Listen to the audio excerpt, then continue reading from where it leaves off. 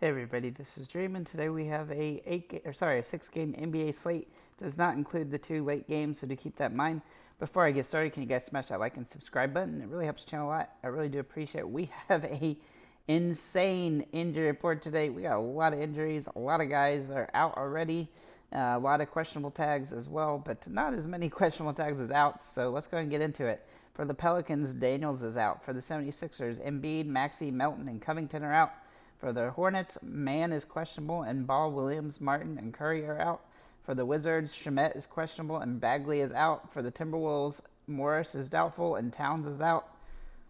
For the Cavaliers, Mitchell, Mobley, Struss, and Thompson are out. For the Magic, Carter Jr. is out.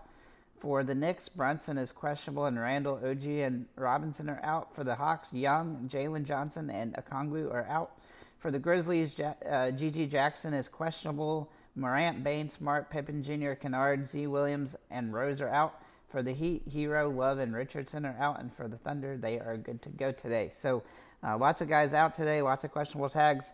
But we do have some guys we do like, and so let's go ahead and get in this. I do have two core plays currently with Karis LeVert and Sadiq Bey. I will go through these guys in alphabetical, in price order, and then kind of plan on those. I also have two others that I think are very, very close to being core plays. So let's go ahead and get started with Jalen Jackson today. Now, Jalen Jackson has not played very many games since All-Star break, but he has played well in the situations, and he's been able to. He has some nice upside in this matchup, and he's a little bit underpriced for his potential here, as he does have that boom mentality sometimes. Now, he does have a low floor, but the ceiling is good, and this matchup is very favorable, assuming that he's at full strength today. Looking at Kyle Kuzma, he's played absolutely phenomenal lately. He's had, I think, 7 out of the last 8 games over 40 fantasy points. He's playing well, and he's got a great matchup against Charlotte. He's not going to play much defense. And he's averaged 46 fantasy points a game in the 3 games against him already this season. So he looks like a really solid play. Very close to being a core play for me as well. Danny Avdija is also in play today. Now, he does have that low floor that we don't love. And his price has come up a little bit as he is inconsistent, but he has a nice potential in a plus matchup. He tends to be useful in certain situations, and this is one of those situations. His price being a little high is a little bit of a concern, but he's definitely viable today. Looking at Karis LeVert, he is a core play for me. He gets a nice boost with Mitchell and Struss already being ruled out.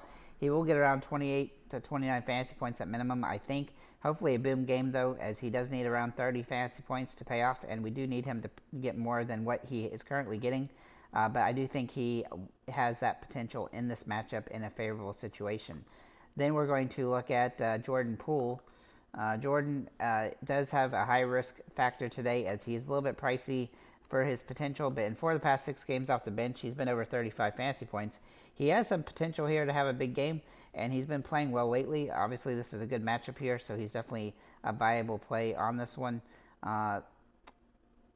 Then we're going to look at Sadiq Bey here for Atlanta. Now, he is also a core play for me. I think he's a very solid play today. He looks like he's got a really good opportunity here with different injuries to Atlanta bigs. That's Jalen Johnson and Okongwu, and I think he's going to get a little bit more guaranteed in the minutes department. Now, his minutes have come up the last few games with some of those injuries already, but he's in a really good situation, and his price is still pretty fair. I thought he was going to be a little bit more expensive today, so he is very close to being a core play for me, and I do like his upside here. Looking at DeAndre Hunter, he's another guy that has been really good fantasy-wise over the last couple of years, and he's been playing well lately, and he also gets a little bit of a boost here with those injuries as well, and he's priced a little bit lower than I expected. I know that his minutes have been a little bit inconsistent throughout the season, but in this particular situation, he should get plenty of opportunity, and he has some nice potential here. Uh-oh. Well, my thing, for some reason, just got locked up. There it is. All right. And then, finally, Bertans for Charlotte. Now, he should be moving into the starting lineup again. He's been playing pretty good the last 3 games, averaging 22.5 fantasy points in those 3 games, so he has some nice potential here. And this is a very favorable matchup against the Wizards, who don't have a lot of opportunity to have big games. And with guys out, Bertans definitely has some potential in this one, so I think he's a viable option, though he does carry some risk. as he has been playing pretty well the last few games, and he's kind of a Hail Mary play from that perspective.